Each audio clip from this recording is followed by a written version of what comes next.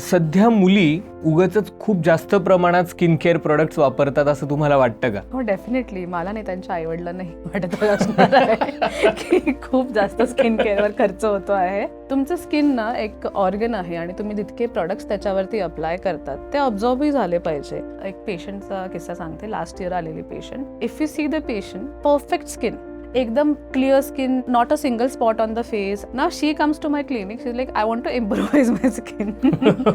मला प्रश्न पडला की अजून काय छान पाहिजे तुला.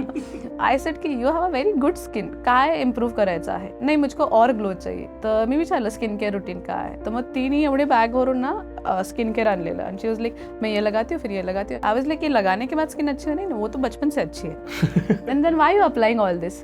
नहीं, अभी क्या हुआ ना, मैं पुणे जब से शिफ्ट हुई हूँ ना, मैंने 2-3 प्रोडक्ट भी स्टार्ट किए, तब से मेरी स्किन थोड़ा सा डल दिखने लगी है. मग मी तिला मल्टीविटॅमिन थोड्याशा लिहून दिल्या आणि एक सिंपल स्किन केअर रुटीन सांगितलं. म्हटलं यू स्टॉप युझिंग ऑल दिस. यातले 2 प्रोडक्ट फक्त एक सकाळी एक रात्री लावायचं. Patient had very good skin. तशी स्किन हलकीशी ब्राईटनिंग थोडीशी वाढलेली and she was very happy. Next time she came after 2 month, she is like अभी अच्छी दिख, अभी कुछ कर सकते.